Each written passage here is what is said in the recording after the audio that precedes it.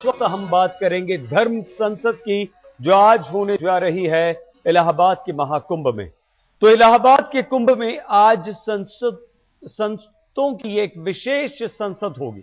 इसमें 7,000 से ज्यादा साधु और संत हिस्सा लेंगे और इस संसद में मार्गदर्शन मंडल भगवान श्री राम के मंदिर निर्माण पर एक प्रस्ताव पेश करेगा, जिस पर सभी की निगाहें लगी हुई हैं। आपकी ललकार चाहिए। आप वर्ष भर अगर इस कार्य में जुटेंगे तो निश्चय ही देश का वातावरण ऐसा बनेगा जो हिंदूमय हो जाएगा। रास्ता तो वो भी दिखाने चले थे जो देश बनाने का दावा करते आ रहे हैं, लेकिन देश ही भटक गया। धर्म, राजनीति, जातिवाद, भ्रष्टाचार, कट्टरपंथ के भूत भुलैये में उलझा हुआ भारत अब फिर से रास्ता पूछा जा रहा है। महाजनों येन गतः सपंथा। बड़े लोग जिस रास्ते पर गए वही सही रास्ता है। विश्व हिंदू परिषद के अंतर्राष्ट्रीय अध्यक्ष अशोक सिंघल कुंभ में बैठे महाजनों से रास्ता पूछ रहे हैं और उनका आह्वान कर रहे हैं कि वो 3 नदियों के संगम वाली धरती से कुछ इस तरह उठकर जागें कि 3 में से सिर्फ एक ही नदी रह जाए, बाकी सब विलीन हो जाए। धरती के सबसे बड़े धार्मिक आयोजन में धर्म की एक विशेष संसद लग रही है। दोपहर के 2 बजे संतों का समागम होगा, जहां साधु संतों के साथ हिंदू धर्म की राजनीतिक पताका लहराने वाले पुरुष भी जुटे हुए हैं। विश्व हिंदू परिषद के अलावा राष्ट्रीय स्वयंसेवक संघ के प्रमुख और 7,000 संत। इन सब की मौजूदगी में मार्गदर्शन मंडल राम मंदिर पर एक प्रस्ताव पारित करेगा। एक दिन पहले ही बीजेपी के नए अध्यक्ष ने भी राम मंदिर के लिए अपनी प्रतिबद्धता जाहिर कर दी है। राम जन्मभूमि पर ही भव्य राम मंदिर का निर्माण होना चाहिए, यह हम लोगों की प्रतिबद्धता है और हम लोगों की यह प्रतिबद्धता रहेगी। सवाल उठता है कि राम राम करने वाली इन तमाम गरजती आवाजों में और कुंभ में चुपचाप राम नाम का जाप करने वाले संतों की आवाज में फर्क क्या है? बात सीधी सी है। एक के लिए राम देश में प्रतिक्रिया की राजनीतिक सीढ़ी के सहारे सियासत के शिखर को छूने का बहाना है, जबकि दूसरे के लिए राम त्याग और जीवन में संबंधों का सबसे सुंदर रूप प्रस्तुत करने वाले प्रतीक पुरुष। उन राम के लिए सत्ता कभी महत्वपूर्ण नहीं थी। साधु संतों का समाज राम मंदिर की इच्छा तो रखता है, लेकिन राजनीतिक दलों की तरह अपनी सुविधा और सहूलियत से राम रहीम को भूलता और याद नहीं करता है। कुंभ की इस पावन धरती से राम को गलत समझे जाने का पाप अगर इस देश में हो जाए तो दोष किन्हें देना है, ये आप अच्छी तरह जानते हैं। अमिताभ सिन्हा और संजय शर्मा के साथ पुण्य प्रसून वाजपेयी, इलाहाबाद, आज तक। धर्म संसद में शामिल होने इलाहाबाद पहुंचे संघ प्रमुख मोहन भागवत का कहना है कि बात सिर्फ राम मंदिर की नहीं है, यह हमारे देश की अस्मिता का सवाल है। राम मंदिर का भी क्यों इतना आगे रहता है? इसीलिए वो एक मंदिर को रखते हैं तो अपने देश की अस्मिता का पुनर्प्रस्थापन कर। हम स्वतंत्र हो गए, हम पर कोई पलटी आदमी राज्य नहीं कर रहा है। तो हमारे देश के जो सब लोग हैं तो हमारे देश के भूमि में जन्मे पले बड़े हैं, तो उनका कर्तव्य क्या है? वो स्वस्थ हो। और हमारे देश का स्व कौन सा है? ऐसा पूछने पर कोई भी प्रामाणिक आदमी यही कहता है। वो विचारधारा कोई भी हो, पार्टी कोई भी हो, काम करने का क्षेत्र कोई भी हो, लेकिन अगर उसको पूछा तो उसका उत्तर यही दिया गया है। प्रामाणिक व्यक्ति यही कहा कि यही हमारा तत्व है। तो सत्व स्वतंत्र देश में प्रस्थापित होना चाहिए, प्रतिष्ठित होना चाहिए, तब स्वदेश का तंत्र स्वतंत्र बनेगा। स्व की प्रतिष्ठापना के लिए राम मंदिर का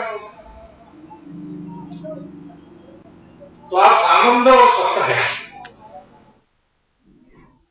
विश्व हिंदू परिषद के कार्यक्रम के बाद संघ प्रमुख ने फिर से वही बात दोहराई है और राम मंदिर को देश का प्रतीक फिर से बताया। राम मंदिर स्थापन करना अपने देश के स्वत्व को स्थापन करने का अभियान है, ऐसा मैंने कहा। तो हमारे देश की जो पहचान है उसके प्रतीक एक है, वो प्रतीक को स्थापन करना है।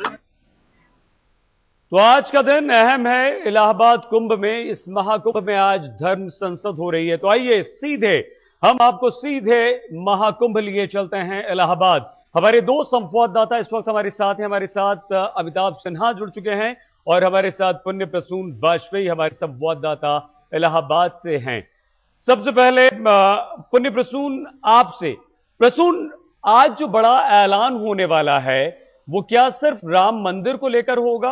वो प्रस्ताव, जिस प्रस्ताव का इंतजार किया जा रहा है उसमें क्या कुछ हो सकता है, या कोई एक ऐसी दिशा जिससे राजनीतिक दल खासतौर से बीजेपी भी आगे हमें 2014 तक जाती हुई दिखाई दे? प्रसून।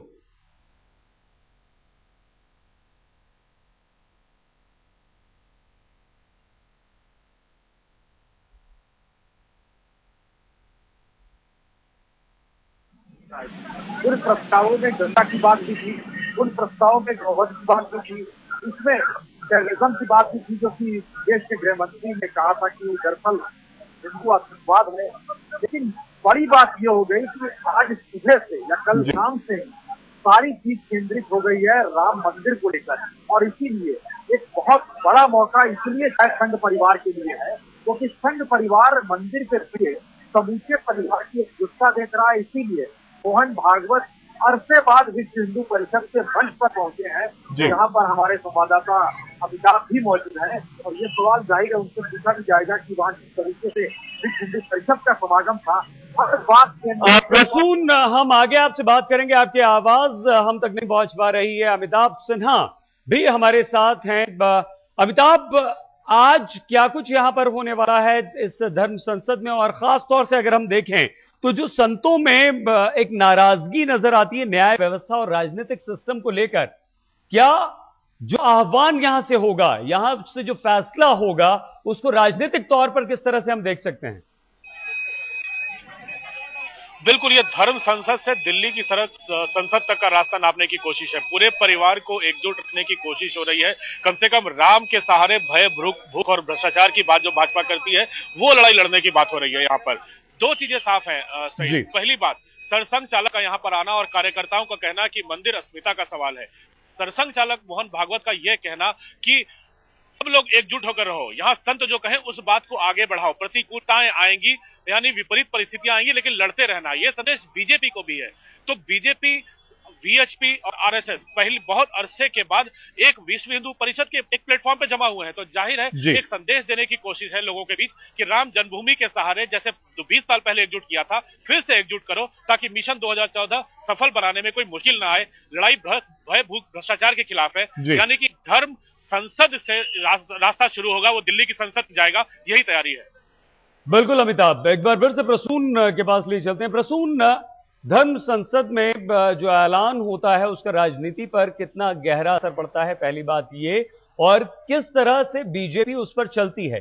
क्योंकि गौ रक्षा की अगर हम बात करें, धर्म संसद में ऐलान हुआ था और शिला पूजन धर्म संसद के बाद उसका जबरदस्त असर देखने को मिला था। तो इस बार क्या उम्मीद, किस तरह से हम इस ऐलान, इस फैसले को और उसके बाद उस पर होती राजनीति को देख सकते हैं?